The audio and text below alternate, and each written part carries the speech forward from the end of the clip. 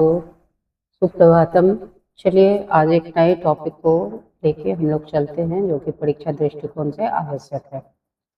तो आज हम लोग पढ़ेंगे PYQ ऑफ क्या है, अभिज्ञान शाकुंतलम। सर्वप्रथम जो प्रश्न है, अभिज्ञान शाकुंतलम के रचयिता कौन है? तो ये हम लोगों ने पहले भी पढ़ा था, फिर पढ़ लेते हैं। महाकवि कालिदास हैं। अब जो दूसरा प्रश्न है वह क्या है, इस नाटक में कुल कितने अंक हैं? तो अभिज्ञान शाकुंतलम नाटक में, अभिज्ञान शाकुंतलम जो कि नाटक है, अभिज्ञान शाकुंतलम की विधा अर्थात प्रकार क्या है, नाटक। इसमें कुल कितने अंक है? 7 अंक है। अब अभिज्ञान शाकुंतलम का उपजीव्य मूल आधार ग्रंथ क्या है? अर्थात यह जो कहानी है, कथा है, वह यह जो नाटक है वह मूल रूप से कहाँ से लिया गया? उपजीव्य अर्थात मतलब कहाँ से लिया गया है, कहाँ से उद्धृत है। तो यह अभिज्ञान शाकुंतलम जो कथा है वह महाभारत के आदि पर्व शकुंतलोपाख्यान तथा पद्म पुराण से उद्धृत है। कहाँ से उद्धृत है? महाभारत का आदि पर्व, महाभारत के आदि पर्व में ही क्या है, शकुंतलोपाख्यान है तथा पद्म पुराण से इसकी कथा ली गई है। किसकी कथा ली गई है? शकुंतलोपाख्यान की कथा ली गई है। तो नाटक का अब नेक्स्ट प्रश्न पे चलते हैं। नाटक का प्रधान अंग रस कौन सा है? अंगी रस कौन सा है? ठीक है, अंगी रस कौन सा है? तो रस कितने प्रकार के होते हैं नाटक में, ये आप मुझे बताएंगे। ठीक है, तो श्रृंगार रस, श्रृंगार रस कितने प्रकार के होते हैं? दो प्रकार के होते हैं। एक संभोग श्रृंगार एवं एक विप्रलंब श्रृंगार, जहाँ नायक नायिका का क्या होता है, विच्छेद हो जाता है, अलग हो जाते हैं, वह विप्रलंब होते हैं, और जहाँ मिलन हो जाता है वह संभोग श्रृंगार होता है। और यह दोनों किसके प्रकार हैं? श्रृंगार रस के प्रकार हैं। और श्रृंगार रस किसके प्रकार है? रस के प्रकार है। श्रृंगार, हास्य, करुण, रौद्र, वीर, विभत्स इत्यादि जो रस हैं वह रस के प्रकार है। श्रृंगार, हास्य, करुण, रौद्र, वीर, भयानका, विभत्साद्भुत चेत्यष्टो नाट्ये रसा स्मृता। ठीक है, तो अब चलते हैं हम लोग, ये अच्छे से किए रहेंगे। श्रृंगार रस कितने प्रकार के होते हैं पूछ सकता है? 2 प्रकार के होते हैं, एक संभोग श्रृंगार, एक विप्रलंब श्रृंगार। ठीक है, नाटक में किस रीति और गुण का प्रयोग हुआ है बताइए। उत्तर यहाँ पे दे दिए गए हैं, परंतु आपको उन उत्तरों पे नहीं जाना है। आप अपनी चिंतन को यहाँ पे लगाएंगे ताकि उस प्रश्न को आप ज़्यादा से ज़्यादा एनालाइज कर पाए। ठीक है, तो रीति कितने प्रकार के होते हैं? वैदर्भी, गौड़ी, पांचाली। और गुण कितने प्रकार के होते हैं? माधुरी, ओज, प्रसाद। ठीक है, अब उसमें से ही पूछा गया है कि अभिज्ञान शाकुंतलम नाटक में कौन से गुण हैं और किस रीति का प्रयोग किया गया है। तो मैंने क्या कहा, वैदर्भी, गौड़ी, पांचाली इत्यादि जो रीति होते हैं उसमें वैदर्भी रीति का प्रयोग अभिज्ञान शाकुंतलम में किया गया है। अब रीति तो हो गई, वैदर्भी रीति हो गई। रीति बहुत महत्वपूर्ण प्रश्न है, अच्छे से देखेंगे तो वैदर्भी रीति हो गई। अब ये क्या हो गए? प्रसाद गुण हो गए। माधुरी, ओज, प्रसाद, ये 3 गुण होते हैं। तो 3 गुणों में कौन सा गुण है? ये प्रसाद गुण है एवं माधुर्य गुण है, दोनों गुण है यहाँ पे। ठीक है, अब ये देखिए, ये नाटक के नायक और नायिका किस कोटि के हैं? नाटक के नायक कौन है? दुष्यंत है। नायिका कौन है? शकुंतला है। तो किस कोटि के नायक और नायिका हैं? अर्थात कितने प्रकार के नायक होते हैं? धीरोदात्त, धीरोधत्त, धीर ललित, ठीक है, धीर प्रशांत। तो उसमें ही पूछा गया है कि इन सभी प्रकारों में से दुष्यंत जो है वह किस कोटि का नायक है? तो दुष्यंत क्या है? धीरोदात्त, धीरोदात्त कोटि का नायक है, ठीक है। और शकुंतला किस कोटि की नायिका है? मुग्धा कोटि की नायिका है। अन्य प्रकार से प्रश्न आपसे पूछे जा सकते हैं कि अभिज्ञान शाकुंतलम नाटक की जो नायिका है वह किस श्रेणी की है? तो वह मुग्धा नायिका है। अभिज्ञान शाकुंतलम के नायक जो हैं वह किस कोटि के नायक हैं? तो धीरोदात्त कोटि के नायक हैं। चलिए अब प्रश्न है, शकुंतला के जन्मदाता वास्तविक अर्थात रियल जो पिता थे और जो पालक जिन्होंने पालन पोषण किया जिस माता पिता ने, वह कौन है? तो जन्मदाता पिता कौन थे? जैसा कि हम सभी जानते हैं, महर्षि विश्वामित्र। और माता कौन थी? अप्सरा थी, जिनका नाम क्या था? मेनका, ठीक है। पिता जन्मदाता जिन्होंने जन्म दिया था शकुंतला को, उनका क्या नाम था? महर्षि विश्वामित्र। और माता जो कि अप्सरा थी, उनका क्या नाम था? मेनका, ठीक है। अब जिन्होंने ये तो जन्मदाता पिता माता थे, जन्मदात्री जन्मदाता। अब उनके पालक अर्थात पालन पोषण किसने किया? तो पालन पोषण जैसा कि हम सभी जानते हैं महर्षि कण्व ने किया, जिन्हें हम क्या कहते हैं? काश्यप भी कहते हैं, ठीक है। ये स्पष्ट हुआ। अब चले अभिज्ञान शाकुंतलम में विदूषक का क्या नाम है? बहुत ही महत्वपूर्ण प्रश्न, बहुत सारे परीक्षाओं में पूछे जाते हैं और यूपी टेट का ये बहुत ही फेवरेट प्रश्न है, एकदम किए रहेंगे। बहुत सारे ग्रंथों के विदूषक को देखने के बाद हम यहाँ थोड़ा सा नाम क्या होता है, कंफ्यूज होते हैं, परंतु आप याद रखेंगे यहाँ के विदूषक का क्या नाम है? मांडव्य, ठीक है। कहीं कहीं यह क्या मिलता है? माठव्य भी मिलता है, परंतु मैक्सिमम जगह ये क्या मिलते हैं? मांडव्य, मांडव्य, ठीक है। अब क्या है? शकुंतला की दो अभिन्न सखियां कौन थी? शकुंतला की दो अभिन्न सखियां कौन थी जिन्होंने आश्रम से लेके दुष्यंत तक जब वो पास जाती है तब तक उनका साथ निभाती है? वो दो सखियां, महत्वपूर्ण सखियां कौन थी? एक थी अनसुया और दूसरी थी प्रियंवदा।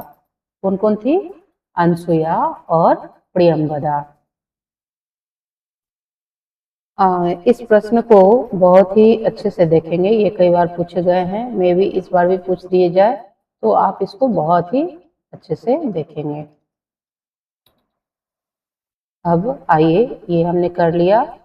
अब शकुंतला को अपनी सूझबूझ होने पर किसने साफ दिया था? जब शकुंतला दुष्यंत के चिंतन में मुग्ध थी, उस समय जब दुर्वासा आते हैं और उनके बुलाने पे भी जब शकुंतला सुनती नहीं है, तो किसने श्राप दिया था? दुर्वासा ने श्राप दिया था, ठीक है। शकुंतला को अपनी सूझ बूझ खोने पर किसने श्राप दिया था? जब वो दुष्यंत के चिंतन में लगी हुई थी, उस समय दुर्वासा ने उन्हें श्राप दिया था। क्या दिया था? कि तुम जिसके चिंतन में मुग्ध हो, वो क्या होगा? उनसे ही तुम विच्छेद हो जाओगी। अब नाटक का सर्वश्रेष्ठ अंक कौन सा? ये भी बहुत ही महत्वपूर्ण प्रश्न है। नाटक का सर्वश्रेष्ठ अंक कौन सा माना जाता है? तो नाटक का सर्वश्रेष्ठ अंक चतुर्थ अंक कहा गया है, और उसमें भी 4 ऐसे श्लोक जो सबसे क्या कहे गए हैं? सर्वश्रेष्ठ कहे गए। वो चतुर्थ अंक के 4 श्लोक है।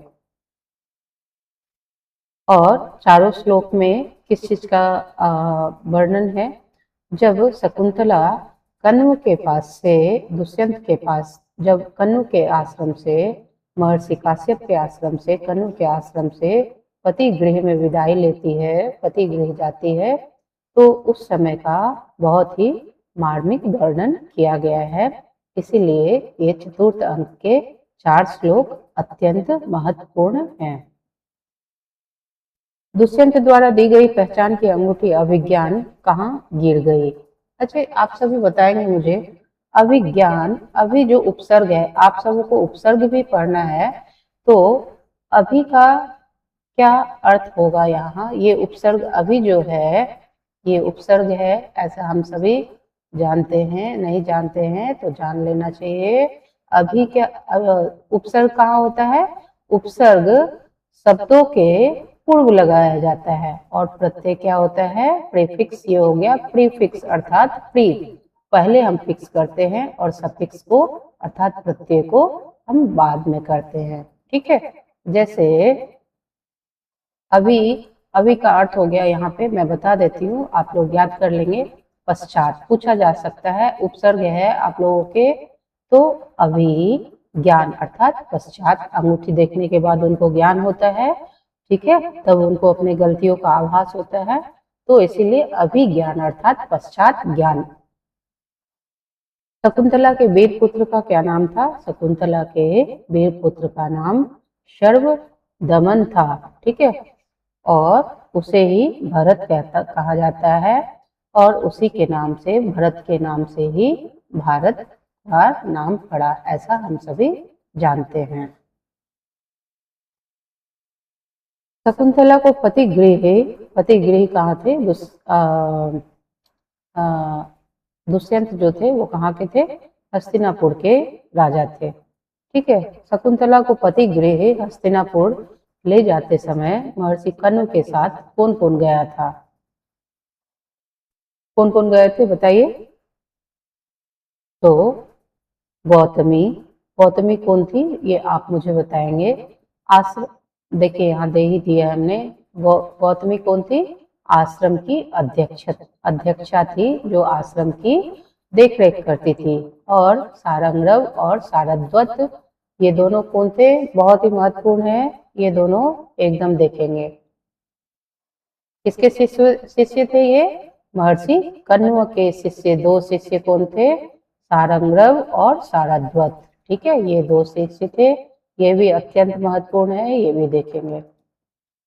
नाटक का प्रारंभ किस देवता की स्तुति से होती है?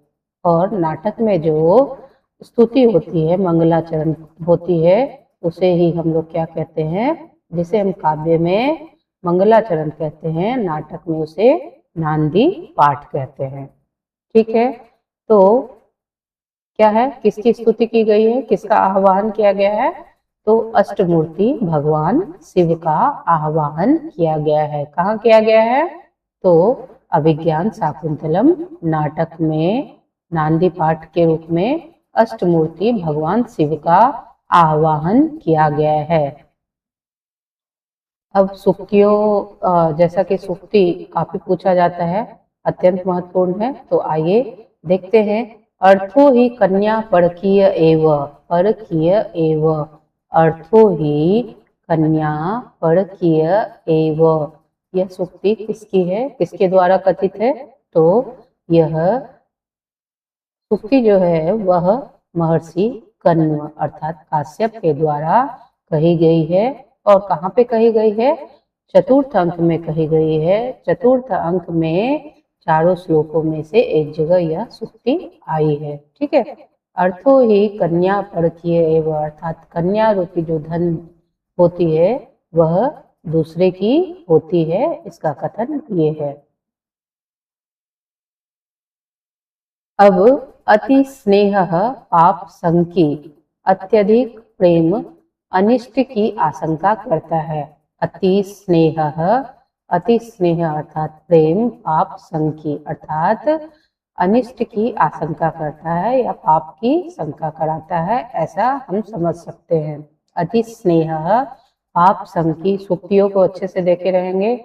अति स्नेह पाप संकी, अत्यधिक, अति अर्थात अत्यधिक, स्नेह अर्थात प्रेम, पाप संकी पाप का कारण, अनिष्ट का कारण होता है। तो कौन कहता है ऐसा? अनसुया और प्रियंवदा की उक्ति है। किसकी उक्ति है? अनसुया और प्रियंवदा की उक्ति है। अनसुया और प्रियंवदा कौन थी? अनसुया और प्रियंवदा शकुंतला की प्रिय दो सखियां थी। ठीक है। सताम ही संदेह पदेषु वस्तुषु प्रमाणमंतःकरण प्रवृत्तयः, अर्थात ऋषि मुनियों का जहाँ पे संदेह होता है उनका अंतःकरण हृदय से आया हुआ आवाज ही अंतिम प्रमाण होता है, ऐसा यह सुक्ति कहता है। ठीक है। सताम ही संदेह पदेषु वस्तुषु प्रमाणमंतःकरण करण प्रवृत्तयः, अर्थात जहाँ पे हमें संदेह होता है, ऋषि मुनियों को या विद्वानों को जहाँ संदेह होता है वहाँ हृदय से आया हुआ जो ध्वनि होता है वही उनकी अंतिम प्रवृत्ति अर्थात क्या होती है? चिंतन होता है, निर्णय होता है। ऐसा किसका कथन है? राजा दुष्यंत की। ठीक। अब आइए, गच्छति पुरः शरीरम धावति पश्चात संस्तुतम चेतः, कौन कहते हैं? राजा दुष्यंत कहते हैं। अभिज्ञान शाकुंतलम में ये तो हो गया है। अब क्षम्यताम, ये सारे हो गए हैं। अब अच्छा हाँ, शकुंतला जब पति गृह विदा होती है तो उसकी जो अंगूठी है वह कहाँ पे गिर जाती है? किस नदी में गिर जाती है? बहुत ही महत्वपूर्ण प्रश्न, बहुत सारे परीक्षाओं में पूछे जाते हैं। सची तीर्थ, जिसे सच्ची तीर्थ भी कहा जाता है। किस समय गिर जाती है यह? जब वह पति गृह विदा होती रहती है। और यह किसके श्राप से ऐसा होता है? यह किसने श्राप दिया था शकुंतला को कि जिसके तुम चिंतन में मुग्ध हो और मेरी बातों को नहीं सुन रही हो, मैं जो पुकार रहा हूँ वो नहीं सुन रही हो, तुम उससे ही क्या हो जाओगी? विच्छेद हो जाओगी, अलग हो जाओगी। तो किसने कहा था? यह दुर्वासा ने कहा था। और इसी का यह परिणाम हुआ कि जब वह पति गृह विदा होती है तो सची तीर्थ में दुष्यंत ने जो अंगूठी दिया था वह अंगूठी वहां पे गिर जाती है। अब ये तो हम लोगों ने कर लिया। नाटक का प्रधान अंग अंगी रस, ये सब भी कर लिया हम लोगों ने। अब तो आज मैं इतने प्रश्नों के साथ आपके समक्ष उपस्थित हुई, क्योंकि यह अभिज्ञान शाकुंतलम का ही क्लास है, इसीलिए मैं इसे यहीं तक रखती हूँ। और एक मैं धातु रूप का आपके समक्ष ना पाठ लेके आने वाली हूँ, जो कि मूल धातु क्या होते हैं और परिवर्तित धातु क्या होते हैं, जो आपके परीक्षा दृष्टिकोण से बहुत ही आवश्यक है। तो चैनल को, अगर चैनल अच्छा लगे तो चैनल को लाइक करें, शेयर करें, सब्सक्राइब करें, कमेंट करें। चलिए पुनः मिलामः, तब तक के लिए नमस्कार।